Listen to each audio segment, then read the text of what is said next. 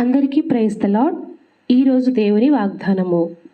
చేయుటకు నీ చేతికి వచ్చిన ఏ పనినైనను నీ శక్తి లోపము లేకుండా చేయము. ప్రసంగి 9:10. మనం ఇక్కడ ఏ పని చేసినప్పటికీ ఆ పనిలో మనము సంపూర్ణంగా ఆ పనిని మనం పూర్తి చేయాలి.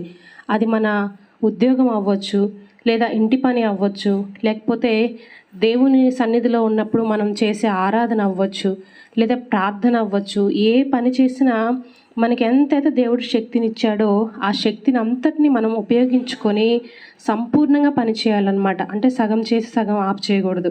ఎందుకంటే అలా చేసినప్పుడు మాత్రమే మనం ఆ పనికి ఉన్న ఆ ప్రతిఫలాన్ని మనం పొందగలుగుతాం. కాబట్టి దేవుడు సెలవిచ్చినట్టుగా మనం ఏ పని చేసినా శక్తి లోపం లేకుండా చేయాలని దేవుడు మనకి సెలవిస్తూ ఉన్నాడు.